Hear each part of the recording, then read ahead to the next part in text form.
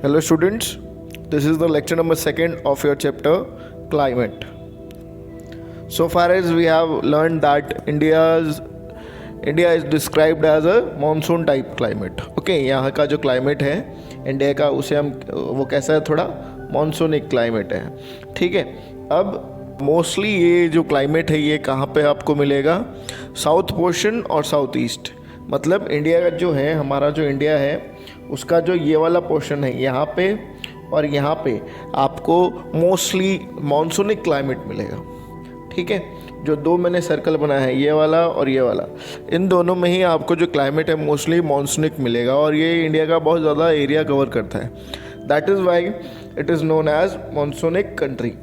इसके अलावा ये जो है ये किस लिए है? बिकॉज इसके दो फैक्टर्स हैं. First is temperature, second is precipitation. So let's understand these two terms. So temperature देखो, समर में क्या है, टेम्परेचर हमेशा डिफरेंट होता है. ठीक है, डिफरेंट इन टेम्परेचर. जैसे कि you can read in summer the temperature of Rajasthan desert कितना हो जाता है? 50 degree. But it is around 20 in Pahalgam in JNK, that is Jammu and Kashmir. लेकिन रात में क्या होता है, जो द्रास सेक्टर है आपका जम्मू कश्मीर में, उसका -45 हो जाता है. एंड मैनी और काफ़ी जगह क्या है, टेम्परेचर जो है वो अलग अलग रहता है, जैसे 22 सेंटीमीटर्स. ठीक है, तो इंडिया एक ही कंट्री है लेकिन आपने देखा है यहाँ पे अलग अलग टेम्परेचर्स हैं. समर में भी कहीं पे 50 डिग्री है तो कहीं पे एकदम -45 डिग्री है. तो ये एक अलग विशेषता हमारे इंडिया में सर्कमस्टेंस इसको कवर करती है. The next paragraph is that day and night में भी टेम्परेचर में काफ़ी ज़्यादा फ़र्क हो जाता है. जैसे कि थार डेजर्ट दिन में 50 डिग्री है लेकिन रात में वही 15 हो जाता है. ठीक है, टेम्परेचर कितना हो जाता है? 15, क्योंकि सैंड है तो जल्दी ठंडी होगी और जल्दी गर्म होगी, है ना. वहीं पे जो अंडमान निकोबार है आपका और केरला, यहाँ पे दिन में भी सेम टेम्परेचर रहता है और रात में भी सेम टेम्परेचर रहता है. So you have seen different kind of varieties in the temperature of our country in a different locations, and we have understood that in India we are having different temperature. और देश एक ही है लेकिन climatic condition यहाँ पे और weather की जो कंडीशन है वो एकदम चेंज होती है और अलग अलग, है ना. In your book page number 26, ठीक है, पेज नंबर 26 पे है हम लोग. तो जब आप अपनी बुक खोलें तो पेज नंबर 26 पे आ जाए. नाउ द नेक्स्ट जो हमारा जो पॉइंट है, कंसेप्ट है, वो है प्रेसिपिटेशन. नाउ प्रेसिपिटेशन का मतलब होता है रेनफॉल, और स्नोफॉल भी इसी के अंदर कवर होता है, क्योंकि due to the weather condition the water, the droplets of the rain it converts into ice और वो स्नो बनकर फिर नीचे गिरता है. That is why. Okay, so जैसे कि टेम्परेचर अलग अलग था वैसे ही जो रेनफॉल है, प्रेसिपिटेशन है, वो भी अलग है. So it is in form of snow in upper part of Himalayas. Okay, so annual precipitation देखो, एनुअल प्रेसिपिटेशन का मतलब साल में, एक साल की बात हो रही है.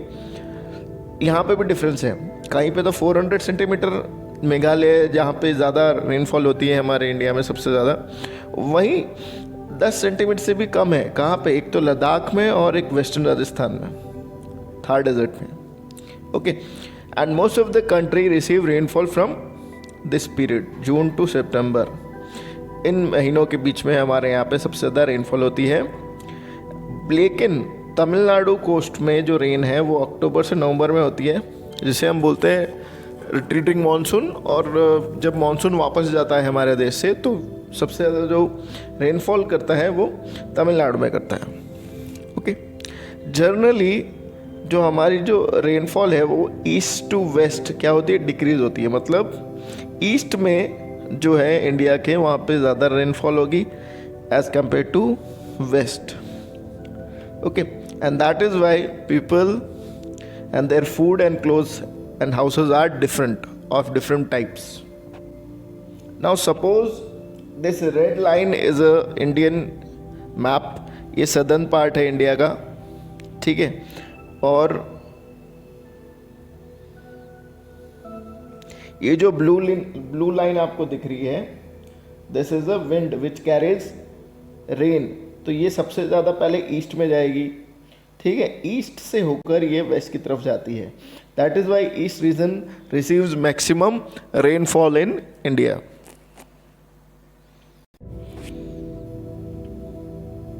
Now the next factor which affects the climate of the particular area और any location is vegetation. Now vegetation का क्या मतलब होता है? Vegetation means everything which from grass to big trees, है ना, एक घास से लेकर बड़े लंबे लंबे पेड़ों तक सब कुछ किस में कवर होता है? Vegetation, plants and trees. So vegetation is a grass, plants and trees, when all combined it called vegetation. So जहाँ पे वेजिटेशन, ये जो वेजिटेशन टर्म है, इसके वजह से भी काफ़ी ज़्यादा क्या होता है, फैक्टर क्लाइमेटिक कंडीशंस अफेक्ट करती है। फॉर एग्जांपल अगर ज़्यादा ही पेड़ है तो वहाँ पे ह्यूमिडिटी होगी, और वहीं पे अगर बिल्कुल पेड़ नहीं है तो वहाँ पे गर्म हवाएं चलेगी, है ना। और अगर थोड़े मीडियम या फिर जितनी संख्या में पेड़ होने चाहिए उतनी है तो फिर ठंडी हवाएं चलेगी। तो ये सारे फैक्टर्स इनके वजह से भी कवर होते हैं। कुछ चीज़ें आपको मैं यहाँ पे बता देता हूँ। जो येलो पोर्शन है वहाँ पे बिल्कुल कम रेनफॉल है, ऑरेंज पोर्शन में उससे थोड़ा ज़्यादा है, ग्रीन पोर्शन क्योंकि ग्रीन है, green means plants, trees and all, green portion plants वगैरह कहाँ पे होंगे? जहाँ पे ग्रीनरी, ग्रीनरी मतलब पानी, ठीक है, जब पानी होगी तभी ग्रीनरी होगा। तो पर्टिकुलरली यहाँ पे आप इंडिया की मैं बात कर रहा हूँ, तो हम यहाँ पे आ जाते हैं। पहले इंडिया में आप देखें थोड़ा सा येलो पोर्शन है, ग्रीन है और ब्लू है। ब्लू में सबसे ज़्यादा रेनफॉल है। अगर आप ये देखें, ये वाला जो पोर्शन है ना, ये जो पोर्शन है यहाँ पे सबसे ज़्यादा रेनफॉल है। तो ये जो कंडीशंस आपको दिख रही हैं, ये जो मैप है इसके अंदर आप देख सकते हैं, the blue portion receive the maximum rainfall and eastern, north east और east part of India receives maximum rainfall.